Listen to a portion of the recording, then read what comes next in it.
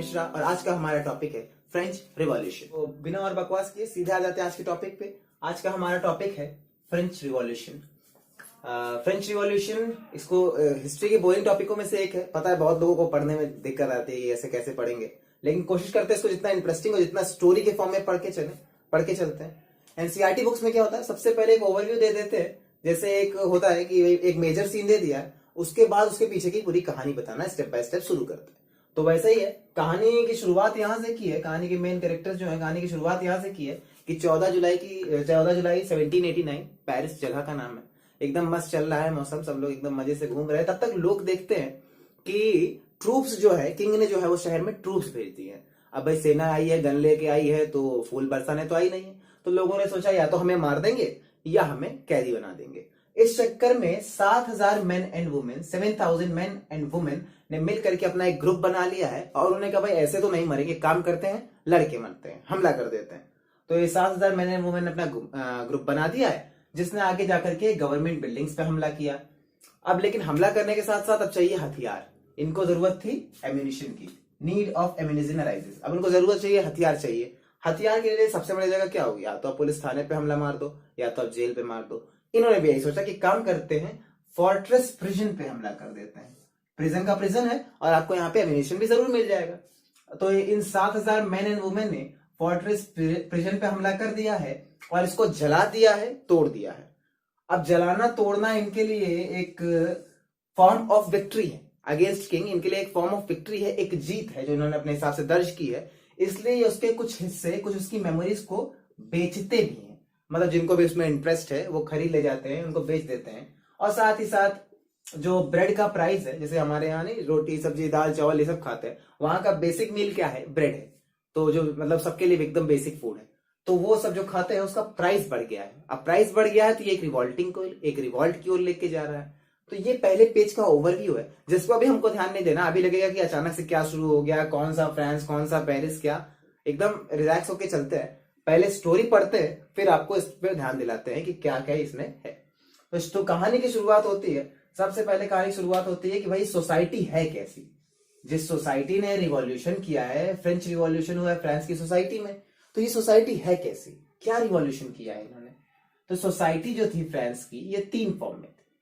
पहला क्लर्जी, दूसरा नोबिलिटी और तीसरा थर्ड स्टेट। क्लर्जी मतलब वो लोग जो चर्च से रिलेटेड है, जो चर्च से रिलेटेड है, वो चर्च के प्रीस्ट हो सकते हैं, चर्च के अदर वर्कर्स हो सकते हैं। दूसरा है नोबिलिटी, ये किंगडम या किंग से रिलेटेड है, ये अपना गवर्नमेंट ऑफिसर्स वगैरह हो सकते हैं। थर्ड स्टेट में आते हैं बेचारे हमारे पीजेंट्स, आर्टिशियंस और फिर वो छोटे स्मॉल बिजनेसमैन, ये सब जो टैक्स भी दे रहे हैं और जो 90% ऑफ द पॉपुलेशन को कंसिस्ट करते हैं, वो थर्ड स्टेट।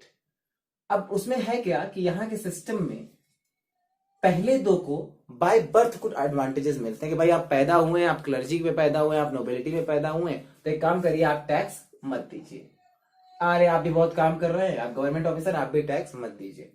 तुम लोग यार गरीब हो लेकिन टैक्स तुमको देना पड़ेगा। क्यों? क्योंकि तुम्हारी तरफ से कोई रिप्रेजेंटेशन नहीं है, तुम हमारे, तो इसलिए थर्ड स्टेट से टैक्स लिया जाता है, बाकी दोनों से टैक्स लिया नहीं जाता, ये प्रिविलेजेस दिए जाते हैं। अब सोसाइटी में कितना भेदभाव है, इसको और ध्यान से समझने के लिए तो आप ये से समझ सकते हैं कि जो पीजेंट्स हैं, मतलब पूरी पॉपुलेशन का 90% कंसिस्ट करते हैं कौन, पीजेंट्स। मतलब अगर 100 लोग हैं तो उसमें से 90 पीजेंट्स हैं, लेकिन फिर भी जो पूरी जमीन है उसका 60% जो है चर्च लेके बैठा हुआ है। मतलब जो ये क्लर्जी वाला ग्रुप है, ये 60% जमीनें लेके बैठा है, लैंड लेके बैठा हुआ है पूरे फ्रांस की। ये इससे आप समझ सकते हैं कि क्या इनके ऊपर हो रहा है। अब हुआ क्या, 1774 में जो इस समय क्या कह सकते हैं कि एक मेन कैरेक्टर आता है मूवी में, एक स्टोरी में एक मेन कैरेक्टर आता है, इसका नाम है लुई 16। 1774 में ये क्या बन जाता है, फ्रांस का राजा बन जाता है। मोनार्की है तो अपने फादर से अडॉप्ट करता है और ये फ्रांस का राजा बन जाता है। नाम ध्यान से देखिए, नाम है लुई 16 और एज है 20। नाम 16, एज 20। तो राजा बन गया है और राजा बनते ही हो गई शादी। जैसे आजकल गवर्नमेंट जॉब लगा लो तुरंत शादी हो जाती, वैसे ही राजा बन गए और तुरंत शादी हो गई इनकी ऑस्ट्रिया की प्रिंसेस से, प्रिंसेस ऑफ ऑस्ट्रिया। ऑस्ट्रिया की प्रिंसेस हैं मैरी एंटीनॉट, उनसे हो गई इनकी शादी। मतलब इसकी लाइफ अलग मस्त चल रही है कि 20 साल का है, शादी भी हो गई है, पैसा भी आ गया है, सामान भी मिल गया है, सब कुछ मस्त चल रहा था।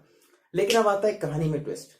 कहानी में ट्विस्ट क्या आता है कि पुराने मिसमैनेजमेंट के चक्कर में जो फाइनेंशियल रिसोर्सेज है फ्रांस के, जो फाइनेंस है, जो पैसा है, मोटी रिक्वायरमेंट है, वो हो चुका है ड्रेन, मतलब हो चुका है खत्म। पैसा नहीं है तो आप चलाएंगे कैसे किंगडम को, कैसे आप क्या करेंगे? तो इस टेंशन में आए तो गवर्नमेंट को टैक्स क्या करना है भाई, सोच रहे हैं टैक्स बढ़ा देते हैं, तो एक काम करते टैक्स बढ़ जाएगा तो भाई पैसा आ जाएगा, चीजें नॉर्मल हो जाएंगी। लेकिन उससे पहले समझना होगा कि ये पैसा गया कहाँ, जो पैसा है गायब हो गया तो गया कहाँ। ये पैसे ड्रेन आउट होने के 5 मुख्य रीजन है।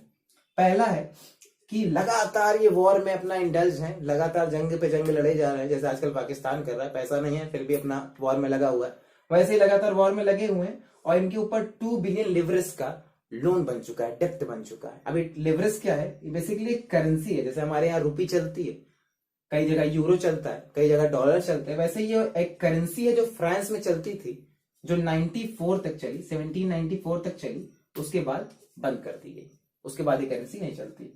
और जो दूसरा बड़ा कारण है वो ये है कि 13 अमेरिकन कॉलोनीज, मतलब 13 अमेरिका के स्टेट्स थे जो ब्रिटिश के अंदर या बाकी कॉलोनीज के अंदर थे, उनको आजाद होने के लिए, लड़ाई लड़ने के लिए फ्रांस ने क्या कर दी? हेल्प कर दी। भाई हम तुमको पैसा दे रहे हैं, तुम अपनी लड़ाई लड़ दो जाके। 13 अमेरिकन कॉलोनीज को हेल्प कर दी। जो डेटर्स थे, जहां से इन्होंने पैसे उधार ले रखे थे, उन्होंने कहा भाई हमको 10% या तो इंटरेस्ट दो या हमारा लोन वापस कर दो, तो अब उनको 10% इंटरेस्ट देना पड़ा। तो ये 3 वो बड़े खर्चे थे जिसने लगभग पूरा, ऐसे जैसे निचोड़ लेते हैं, पूरा पैसे को एकदम खत्म कर दिया, खा गए हैं। और बाकी उसके साथ साथ तो भाई आपका रेगुलर एक्सपेंस था ही, जो आप भाई अगर आप चाहे पैसा हो चाहे ना पैसा हो, आपको गवर्नमेंट ऑफिशियल्स को सैलरी देनी है, अपना डिफेंस मेंटेन करना है, इंफ्रास्ट्रक्चर मेंटेन करना है, तो ये वो रेगुलर एक्सपेंसेस है। और 5वां बड़ा फैक्टर था कि राजा रानी कर रहे थे मजे, मतलब पॉपुलेशन अपना है, आप भूख से मर जाओ, लेकिन इनके चल रहे थे मजे, ये अपनी ऐश काट रहे थे। इस चक्कर में जो पूरा फाइनेंशियल रिसोर्सेज है फ्रांस का, वो ड्रेन आउट हो चुका है, खत्म हो चुका है। अब क्या हुआ? इसी के बीच में ग्रोथ ऑफ मिडिल क्लास होता है। मिडिल क्लास, जैसे हम सब जानते हैं आजकल की मिडिल क्लास फैमिली क्या है, जो ना गरीब है ना अमीर है, वही मिडिल क्लास। यही फ्रांस में भी ग्रोथ हुआ। पहले तो लोग क्या था कि लोगों के पास दिमाग नहीं था, लोगों के पास समझ नहीं थी उतनी, तो जो जैसा चलता गया बाय बर्थ वैसा चलने दिया। लेकिन अब यहाँ पे ग्रोथ हो रही है मिडिल क्लास की। ये वो लोग हैं जो पढ़ रहे हैं, बढ़ रहे हैं, समझ रहे हैं चीजों को, और इनका मानना है कि बाय बर्थ किसी को प्रिविलेज देना, कुछ देना एकदम गलत चीज है और नहीं देना चाहिए। जो क्लर्जी और नोबेलिटी को यहाँ पे क्या हो रहा था, प्रिविलेज मिल रहा था, ये उसके खिलाफ बोलना शुरू कर दिया कि अब नहीं मिलना चाहिए। कुछ फिलोसोफर्स आगे निकल के आए, जॉन लॉके, और लॉके को लॉकी बोल लीजिए आप, चलेगा, और जीन जैकस रोस्यू। पूरे रिवॉल्यूशन से महंगा तो मुश्किल तो खाली ये नाम है दो, जॉन लॉके और जीन जैकस रोस्यू। अब इन्होंने भी अपनी फिलोसफीज दी कि किस तरह से पॉलिसीज में चेंज करना चाहिए, किस तरह से चीजों को चेंज करना चाहिए ताकि वो लोगों के लिए इजी हो जाए, आसान पड़े। फिर हुआ क्या कि अब टैक्स बढ़ाना है, तो टैक्स बढ़ाने के लिए अकेले तो बढ़ा नहीं सकते, ऐसा कोई रूल नहीं था कि अकेले राजा ने बोला भाई टैक्स बढ़ गया, इससे नहीं बढ़ेगा, भाई बढ़ना है, कितना बढ़ना है, इसकी पूरी प्लानिंग होनी। उसके लिए बुलाई गई मीटिंग बुलाई गई 5 मई 1789 को, ये डेट याद रखिएगा, 5 मई 1789 को मीटिंग बुलाई गई। लेकिन इस मीटिंग में एक तो पीजेंट्स नहीं अलाउड है, आर्टिशियंस नहीं अलाउड है, और वुमेन्स नहीं अलाउड है। ये तीनों इन मीटिंग्स में नहीं आ सकती, और इसलिए इनके जो रिव्यूज थे, इनके जो ओपिनियंस थे, उनको 40,000 लेटर्स के फॉर्म में भेजा गया अपने अपने रिप्रेजेंटेटिव के पास कि भाई आप जाओ हमारी बात रखो। मीटिंग में होता क्या था? मीटिंग भी यही तीनों स्टेट की होती थी, क्लर्जी, नोबिलिटी, थर्ड स्टेट। यहां क्लर्जी से होते थे 300 मेंबर्स, नोबिलिटी से भी 300 मेंबर्स, और थर्ड स्टेट से होते थे 600 मेंबर। लेकिन जो यहां पे बड़ा भेदभाव था वो ये था कि ईच स्टेट ईच वोट था, ईच स्टेट ईच वोट था, मतलब इनका एक वोट है, इनका एक वोट है, और इनका एक वोट है। इसमें होता क्या था कि अक्सर जो ये लोग चाहते थे वही होता था, क्योंकि भाई इनको टैक्स देना नहीं है, आपने किंग ने कहा टैक्स बढ़ा दो, इनको देना नहीं है, कहते हैं हाँ भाई बढ़ा दो, इनको भी नहीं देना, इनकी जेब से क्या जा रहा है, ये भी कहेंगे भाई बढ़ा दो, इनको देना, ये कहेंगे नहीं बढ़ाओ। लेकिन इनके वोट की कोई वैल्यू नहीं, क्योंकि वो पहले ही मेजोरिटी में। तो इस बार इन्होंने क्या डिमांड की कि भाई देखो ऐसा होगा कि भाई 300 तुम्हारे पास मेंबर है, 300 तुम्हारे पास मेंबर है, 600 हमारे पास मेंबर है, तो कर क्या लेते हैं, ईच वन ईच वोट कर लेते हैं, एक पार्टी पे एक वोट कर लेते हैं, ईच वन पे ईच वोट कर लेते हैं। ठीक है, अच्छा ऑप्शन था। लेकिन जो किंग था लुईस 16 जो भैया हमारे हैं, कहां गए, ये रहे लुईस 16 जो भैया हमारे हैं, इनको बात पसंद नहीं आई, बोले भाई ऐसा नहीं हो सकता। तो उन्होंने कहा भाई ऐसा नहीं हो सकता, फिर हम भी यहाँ नहीं रुक सकते। ये सब लोग निकल गए वहां से बाहर, और अब कह रहे हैं कि भाई हम इसमें पार्ट नहीं लेंगे, और ये लोग बीच में ही पूरे डिस्कशन को छोड़ करके बाहर चले जाते हैं। तो वो सब फिर वहां से बाहर निकल चले जाते हैं और चले जाते हैं एक टाउन हॉल में। फिर आगे की कहानी है। वीडियो को छोटा रखा है ताकि समझने में इजी हो, सब समझ सकें। पार्ट 2 मैं जल्दी लाऊंगा। वैसे तो मेरा कमिटमेंट है कि हर 2 दिन में आपको एक नया वीडियो मिल जाएगा।